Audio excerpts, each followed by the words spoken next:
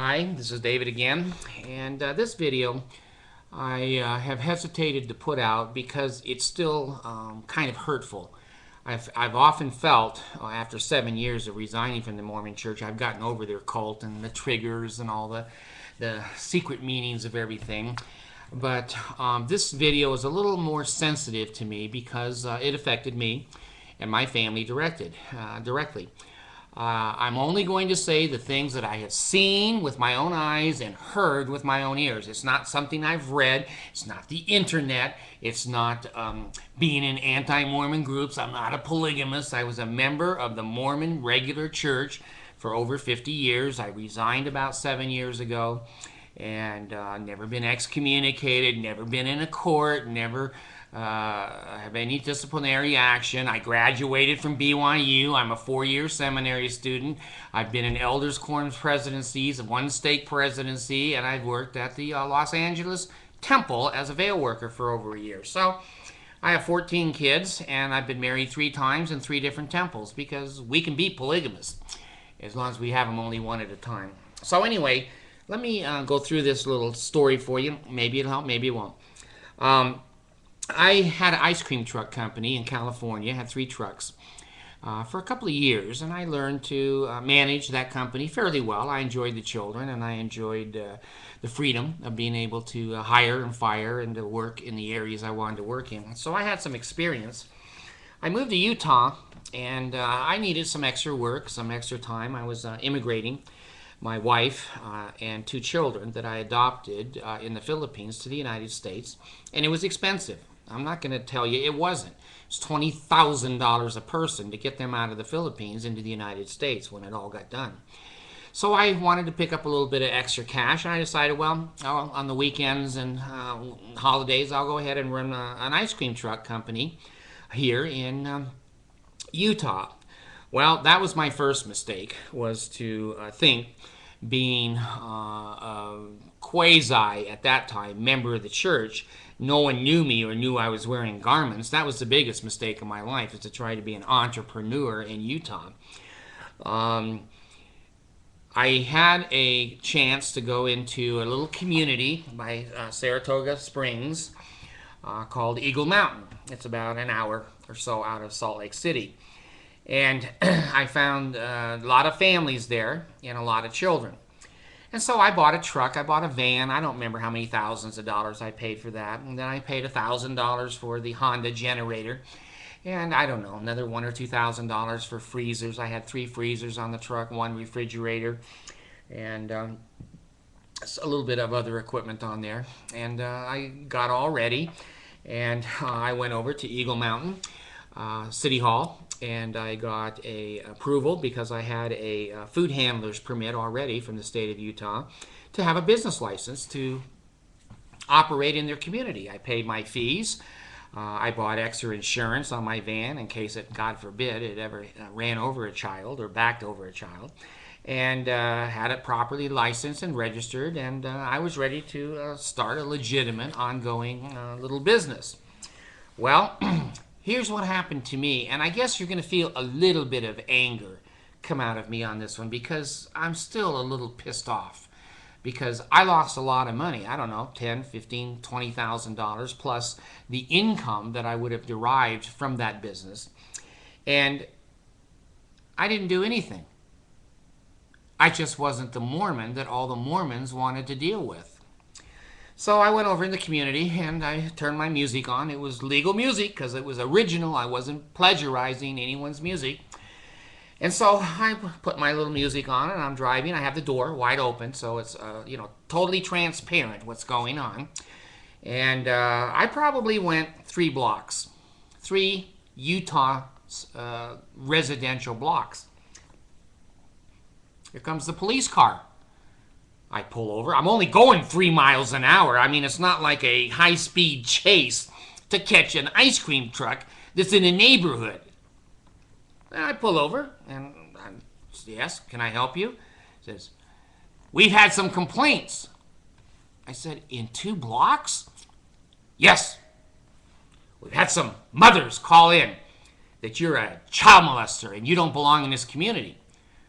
I said, well, I said to have an ice cream truck permit, I had to go through a Utah criminal background check and a federal FBI check and an immigration check and a Homeland Security check, and I'm licensed to go out on the tarmac at Salt Lake International Airport. So I certainly couldn't be a child molester having that background and those credentials.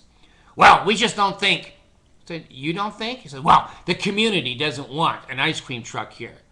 And I said, well, don't I have a right to run a business in a residential area that I'm perfectly licensed for? My equipment is all, let me see the equipment. Okay, let me see your license. Okay, so I gave him my license. He ran a check on it. I hadn't had a ticket or an accident in 50 years. In 50 years. Let me see your insurance. Okay. 100, 300? Yes, sir. Is it current? And I said, what's the date on it, sir? All right, it's current. What about your registration? I said, sir, you can see on the back of the truck the sticker. I want to see the Yes, sir. I handed him the registration to my truck. All right. What's the temperatures on your freezer? I said, well, sir, they're below 40. I said, I run 10 degrees lower than the state law requires just for safety. Let me see. I said, go look in the freezers. I said, there's thermostats in the freezers, just like the state requires. He takes a look at my truck and, all right, well, we just want you to know that there's been complaints. And I said, well, thank you for welcoming me into the community. So he left. And his partner stood outside the door all the time with his hand on his gun like Barney Fife. So I went another, 6, 8, 10 blocks. Bam!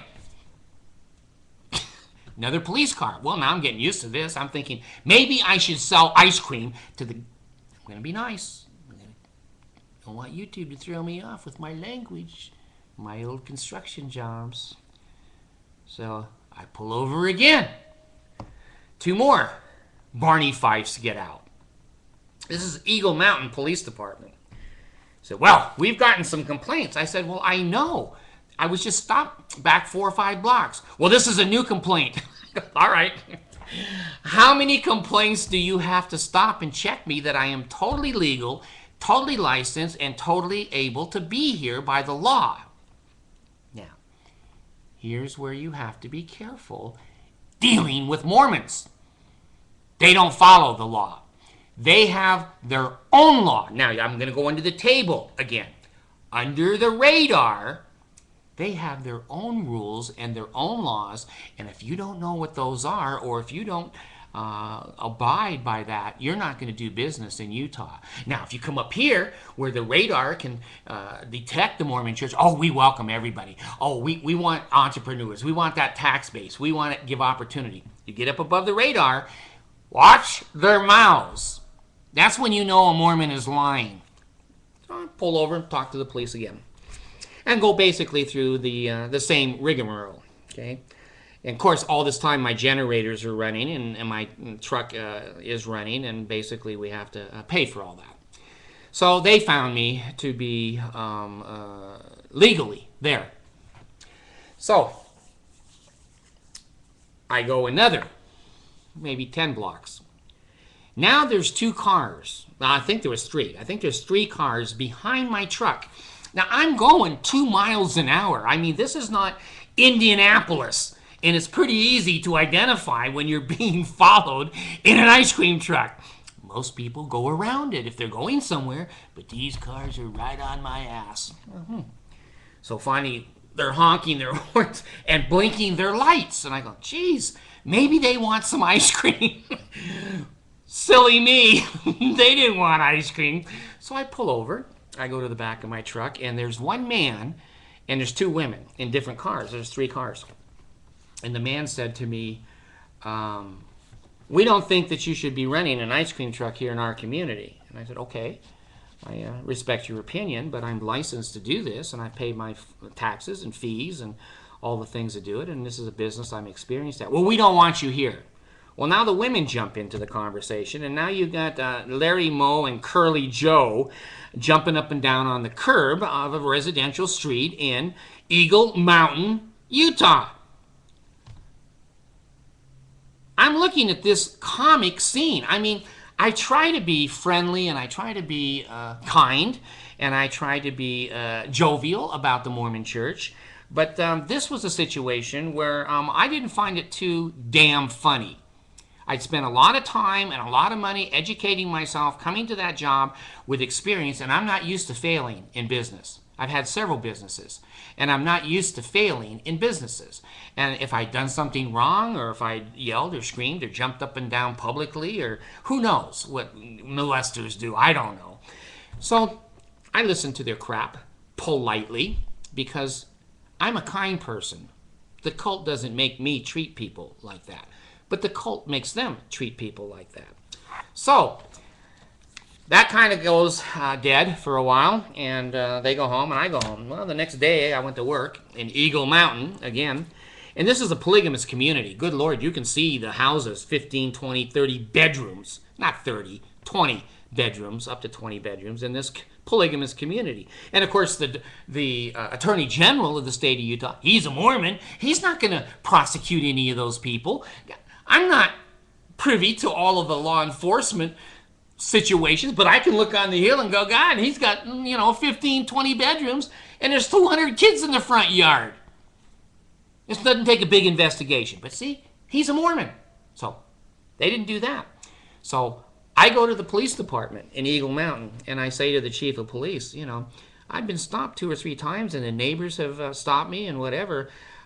He just looked really bad. He looked sad, and he says, well, David, he says, I am ashamed of the way these people in this community have treated you. You have paid your monies. You have a right to a business.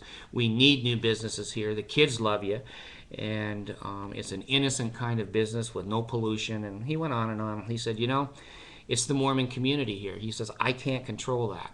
He says, these people have their own ways of living and thinking and dealing with people. And if you're not one of them, you're not welcome here, and I'm sorry about that. It's not right. It's against the law, but there's nothing I can do about it. And I have pulled my police officers in and told them to quit stopping your van, whether there's complaints or not, unless the complaints are legitimate, where you're speeding or you're hurting or you're endangering.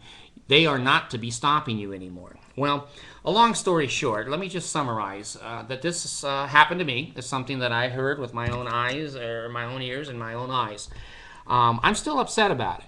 I am. I'm not upset about other things in the Mormon church. But the people are good people, generally speaking. It's just that this cult just deals with their sanity and their boundaries and their fears.